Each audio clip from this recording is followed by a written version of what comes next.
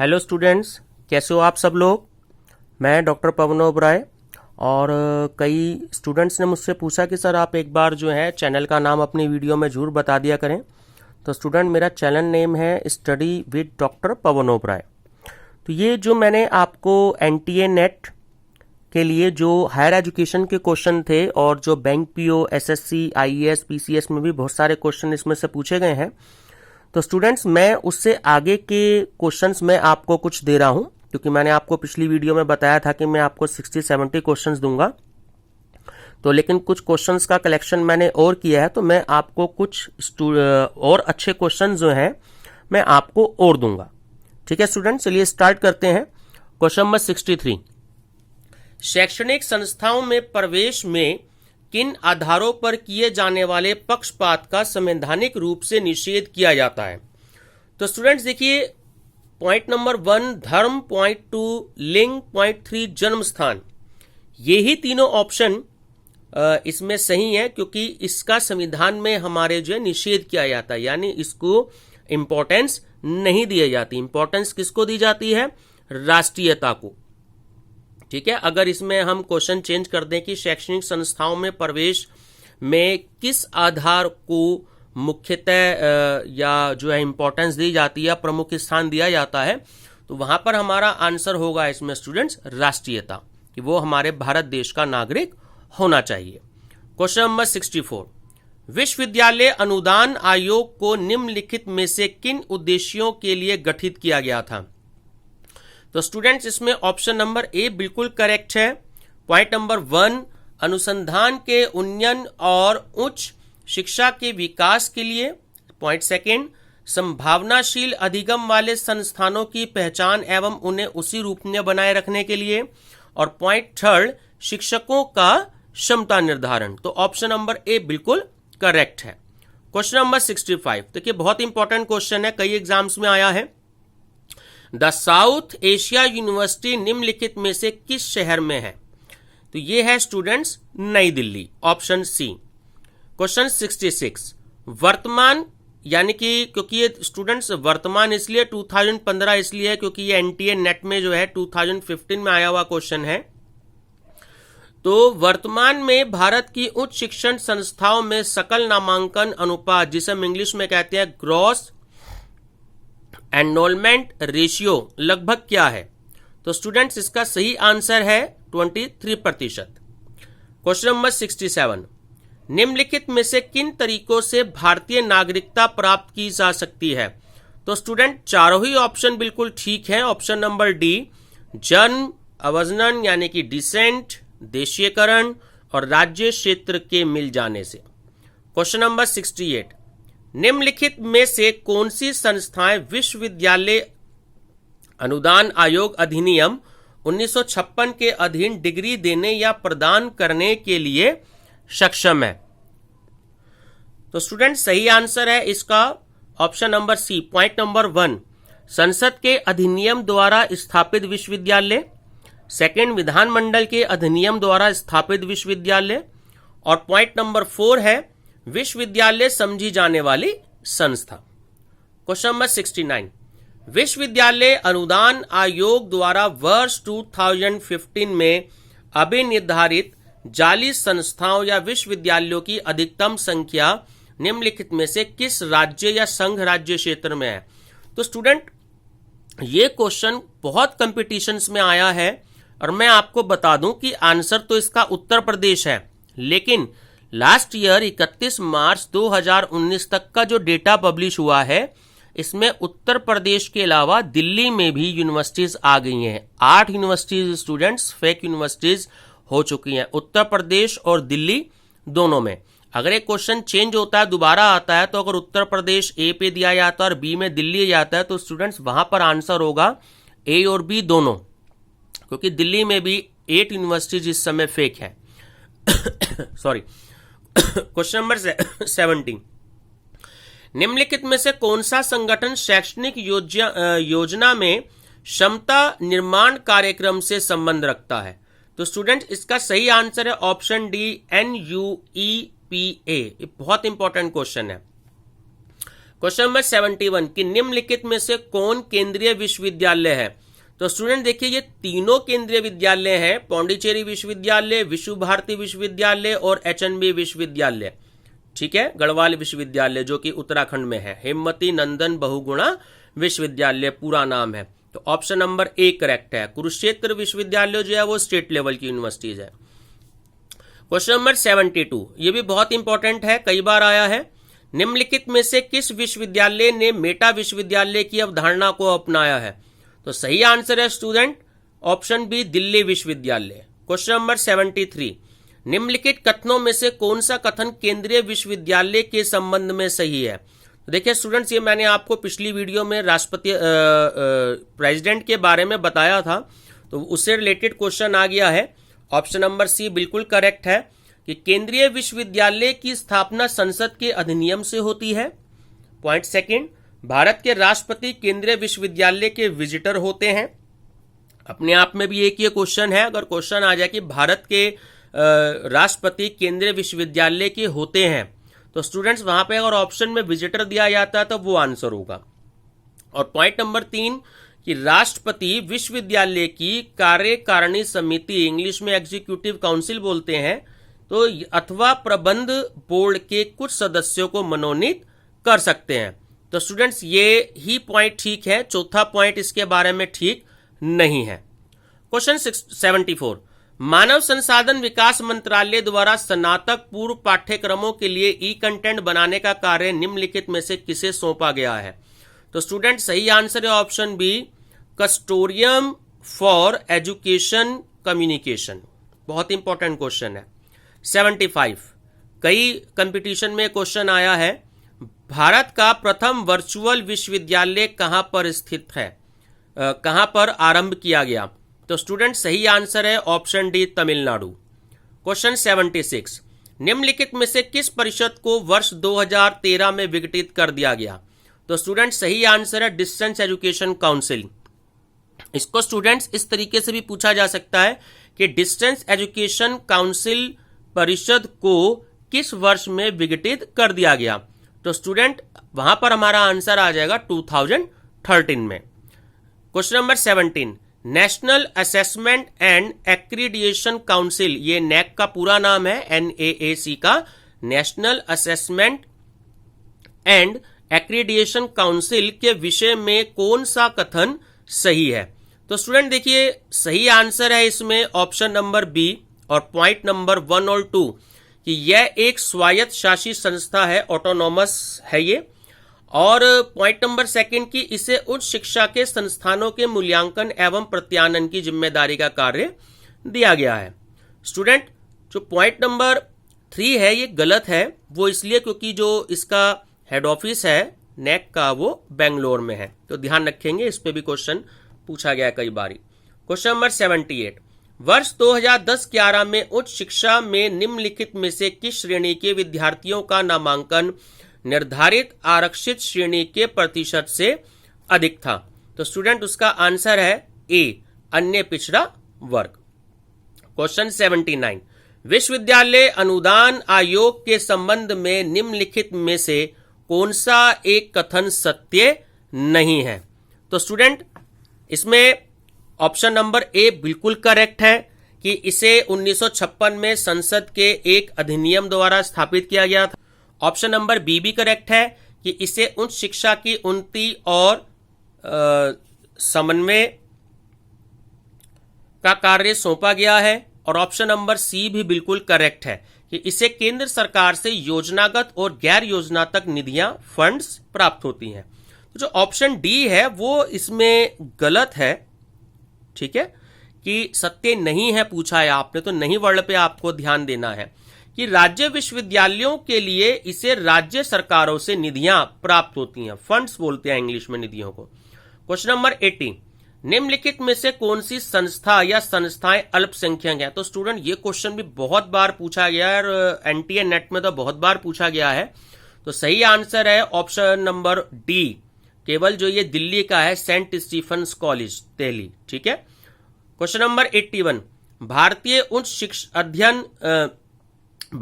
उच्च अध्ययन संस्थान कहां स्थित है?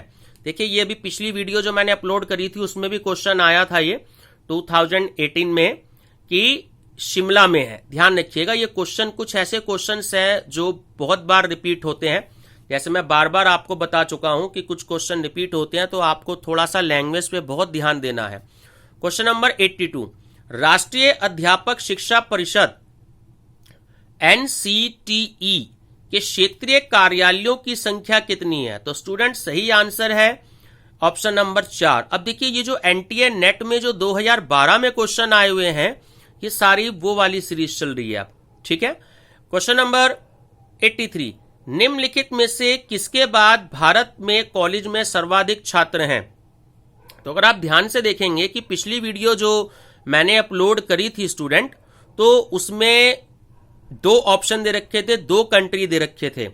तो अगर आप चाहें तो पिछली वीडियो में भी स्टार्टिंग में देख सकते हैं, तो उसमें एक था USA और सेकंड था चीन। तो देखिए यहां पर चीन नहीं दिया है, यहां पर USA दे रखा है, ठीक है, अमेरिका। ये इन्होंने थोड़ा सा कंफ्यूज करने के लिए दे दिया। उस क्वेश्चन में जो है वो अमेरिका दिया था, ठीक है, और दूसरा चीन था, और तीसरा ऑप्शन UK और ऑस्ट्रेलिया, ठीक है स्टूडेंट्स। तो याद रखना ये क्वेश्चन भी कई कंपटीशन में हमसे पूछा गया है। क्वेश्चन नंबर 84, देखिए ये वाला क्वेश्चन फिर आ चुका है। भारत का पहला खुला विश्वविद्यालय किस राज्य में स्थापित हुआ? देखिए वहां पर हमें नाम दिया था हैदराबाद। जब मैंने आपसे लास्ट वीडियो में डिस्कस किया था कि आपको जो मुक्त विश्वविद्यालय हैदराबाद का याद रखना है, क्योंकि हैदराबाद आंध्र प्रदेश में है, तो इसलिए जब स्टेट आपको देगा आंध्र प्रदेश तो वहां पर कंफ्यूज नहीं होना है, क्योंकि हैदराबाद जनरली बच्चों को याद रहता है लेकिन स्टेट का नहीं पता लगता कि आंध्र प्रदेश जो है स्टेट में आंध्र प्रदेश आंसर होगा। तो स्टूडेंट ध्यान रखेंगे, बहुत इंपॉर्टेंट क्वेश्चन है। क्वेश्चन 85, निम्नलिखित में से कौन सा संगठन भारत में तकनीकी तथा प्रबंध शिक्षा की गुणवत्ता की देखरेख करता है? तो स्टूडेंट ये वाला क्वेश्चन भी बहुत इंपॉर्टेंट है, AICTE, ठीक है स्टूडेंट। CSIR जो होता है वो आपका ये जो साइंस साइड में जो होता है नेट होता है, वो एक्चुअली NTA नेट नहीं कराता, वो CSIR कराती है संस्था। और MCI जो होता है वो मेडिकल काउंसिल ऑफ इंडिया होता है, ठीक है स्टूडेंट्स। ये सारे जो हमारे MBBS या MD MS से रिलेटेड जो होते हैं ये MCI उसको देखती है। तो AICTE जो होता है वो तकनीकी तथा प्रबंध शिक्षा की गुणवत्ता की देखरेख करता है। और यूपी में स्टूडेंट्स अगर आपको इसका रीजनल ऑफिस अगर हो तो वो कानपुर में है। क्वेश्चन नंबर 86, SITE पद का पूर्ण रूप है? स्टूडेंट ये क्वेश्चन भी बहुत बार पूछा गया है। Satellite instruction television experiment, satellite instruction television experiment. Question number 87 student most important है, और ये 2011 में भी आया है कि भारत में विश्वविद्यालय अनुदान आयोग के क्षेत्रीय कार्यालयों की संख्या कितनी है? तो स्टूडेंट वो 7 है।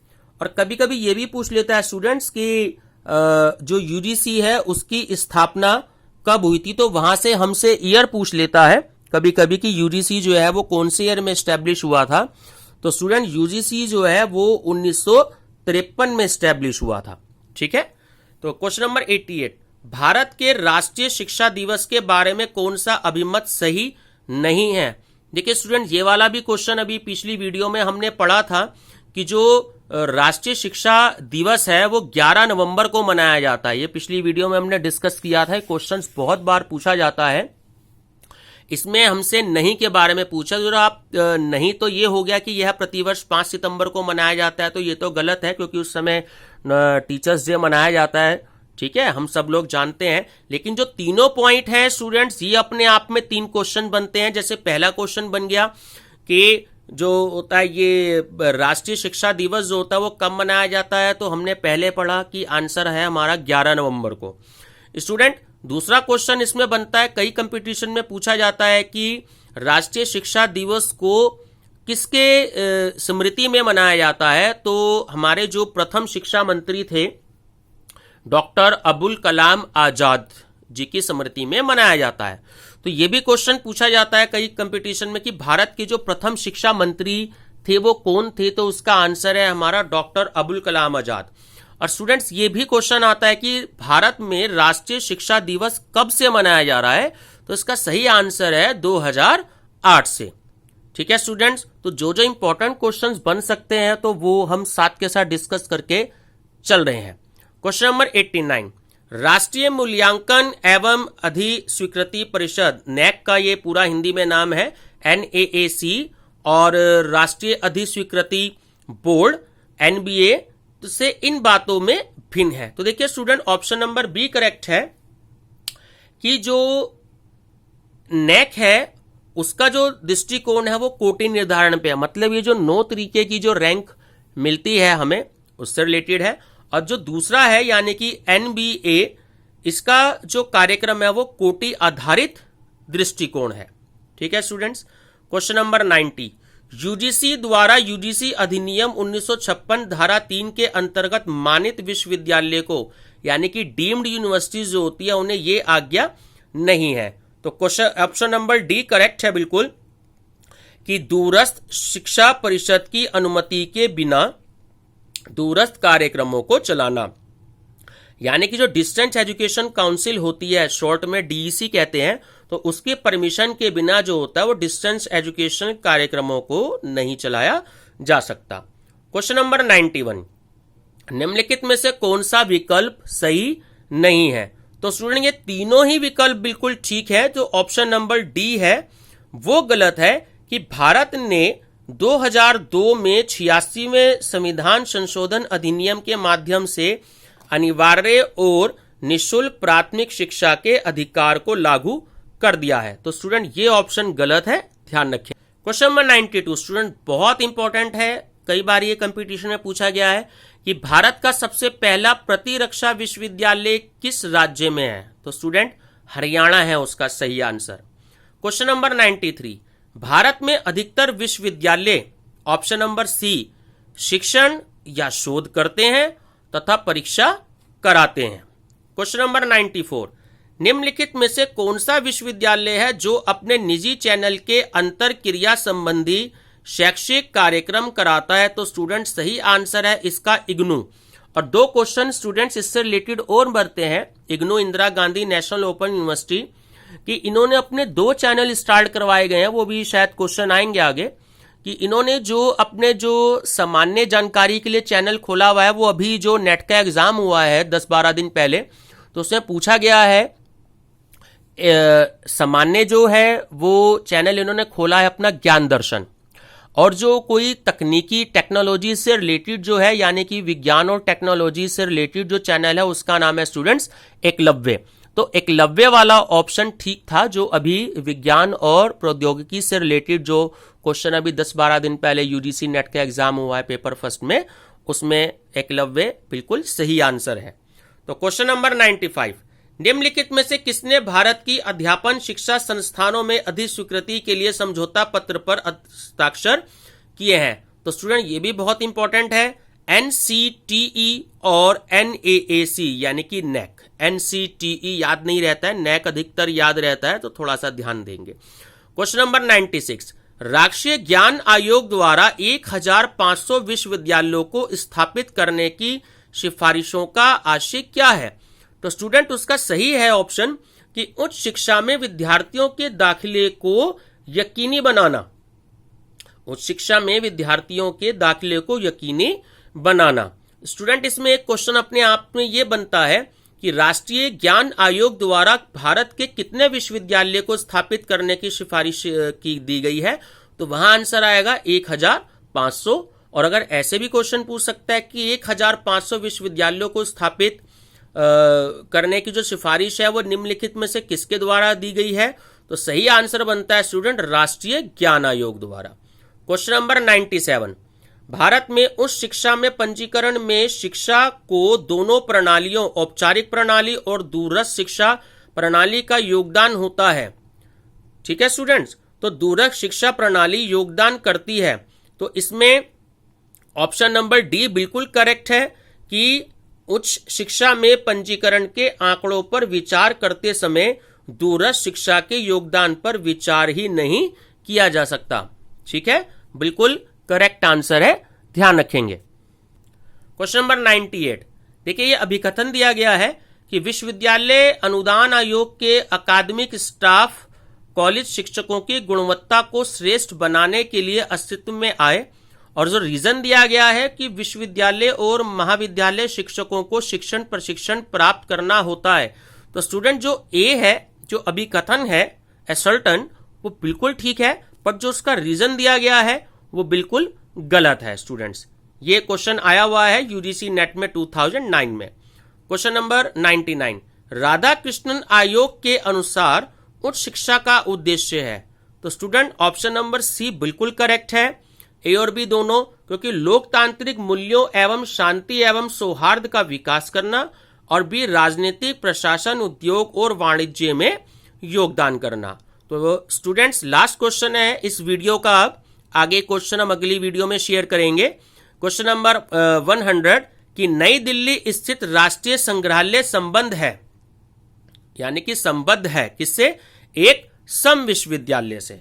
ठीक है स्टूडेंट्स, आगे के क्वेश्चंस में आपको नेक्स्ट वीडियो में शेयर करूंगा। स्टूडेंट्स वीडियो पसंद जरूर आई हो तो आप लाइक शेयर और सब्सक्राइब स्टूडेंट्स जरूर करें, और अपने जो है फ्रेंड सर्कल में इसको जरूर शेयर करें, ताकि और स्टूडेंट्स भी जो है इससे बेनिफिट ले सकें। Thank you students.